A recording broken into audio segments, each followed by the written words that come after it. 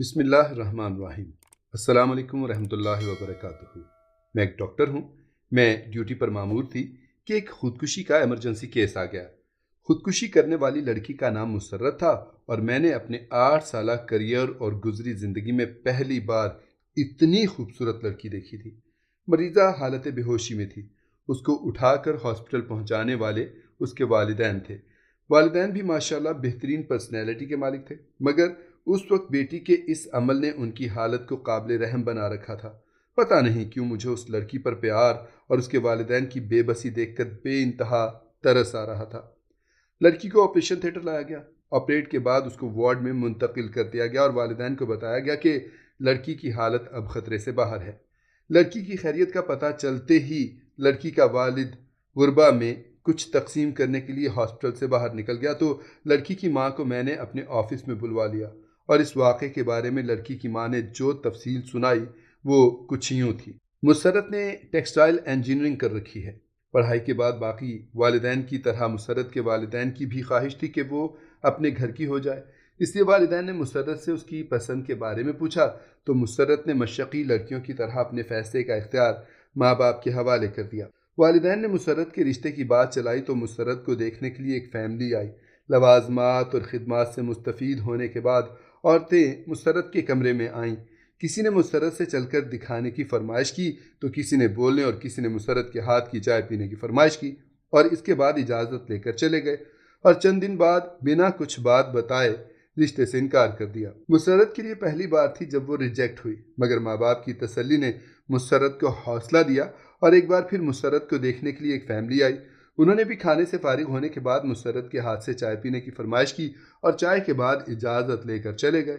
3 دن انتظار میں رکھنے کے بعد یہ کہہ کر انکار کر دیا کہ لڑکی کو مہمان نوازی نہیں آتی، کیونکہ اس نے لڑکے کی ماں کو ٹیبل سے اٹھا کر ہاتھ میں چائے پیش نہیں کی بلکہ عام مہمانوں کی طرح چائے کا کپ ٹیبل پر رکھ دیا۔ اس انکار پر لڑکی کے ساتھ ساتھ والدین بھی اندر سے ٹوٹ پھوٹ کا شکار ہو گئے، مگر اللہ تعالیٰ کی رضا سمجھ کر صبر کا دامن تھامے رہے۔ اور پھر ایک نئی فیملی آئی۔ اس فیملی کی خواتین کے بیٹھتے ہی مسرت نے ان کے جوتے تک اپنے ہاتھوں سے اتارے، وہاں بیٹھے بیٹھے ہاتھ دھلوائے اور پھر چائے پیش کی۔ اس فیملی نے ہفتے بعد یہ کہہ کر انکار کر دیا کہ آپ کی بیٹی پر جنات کا سایہ ہے، ورنہ کوئی میزبان پہلی بار گھر آئے مہمان کی اتنی خدمت کہاں کرتا ہے۔ پچھلے 10 سال میں 100 سے زائد لوگ لڑکی کو دیکھنے آئے، مگر کوئی نہ کوئی عیب نکال کر چلے گئے۔ کل ایک فیملی آئی، انہوں نے لڑکی کو باقی ہر لحاظ سے ٹھیک قرار دیا مگر یہ کہتے ہوئے انکار کر دیا کہ لڑکی کی عمر زیادہ ہو گئی ہے اور احسان جتاتے ہوئے کہا کہ اگر آپ زیادہ مجبور ہیں تو ہمارا ایک 48 سالہ بے روزگار بیٹا ہے، اس کے لیے لڑکی کو قبول کر لیتے ہیں۔ اتنا کہتے ہوئے مسرت کی ماں سسکیاں لے لے کر رونے لگی اور کہا کہ آپ بھی تو ماں ہیں، سوچے ماں جتنی بھی مجبور ہو غیروں کے سامنے کیسے کہہ سکتی ہے، اور کہاں میری بیٹی کل سارا دن میرے سینے سے لگ کر روتی رہی اور کہتی رہی کہ ان لوگوں کے معیار تک آتے آتے میری عمر زیادہ ہو گئی ہے۔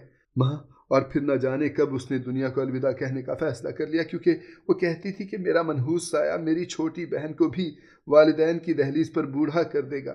میں نے مسرت کی والدہ کو پانی پلایا، اتنے میں وارڈ بوائے آفس میں داخل ہوا اور بتایا کہ مسرت ہوش میں آ گئی ہے۔ واقعہ آپ نے سن لیا۔ آخر میں آپ لوگوں سے التجا کرتا ہوں کہ آپ شادی عورت سے کر رہے ہوتے ہیں، حور سے نہیں۔ خدا را کسی کی بیٹی کو ریجیکٹ کرنے سے پہلے اس کی جگہ اپنی بیٹی رکھ کر سوچیں۔ رنگ کالا ہے، لڑکی موٹی ہے، قد چھوٹا ہے، یہ کوئی عیب تو نہیں؟ جہاں کوئی ایک آدھ عیب لڑکی میں ہوتا ہے وہاں 10 عیب لڑکے میں بھی تو ہوتے ہیں۔ اگر ایک آدھ عیب کی بنیاد پر ریجیکٹ کرنا ہے تو لڑکیوں سے دگنی تعداد میں لڑکے ریجیکٹ ہوں گے۔ میں ہاتھ جوڑ کر خدا کا واسطہ دے کر التجا کرتی ہوں کہ کسی کو بلا وجہ عیب زدہ کہہ کر ریجیکٹ نہ کریں۔ آپ اللہ تعالیٰ کی مخلوق کے عیبوں پر پردہ ڈالیں، اللہ تعالیٰ آپ کے عیبوں پر پردہ پوشی فرمائیں گے۔ اللہ تعالیٰ ہم سب کو دین اسلام پر عمل پیرا ہونے کی توفیق عطا فرمائے، آمین یا رب العالمین۔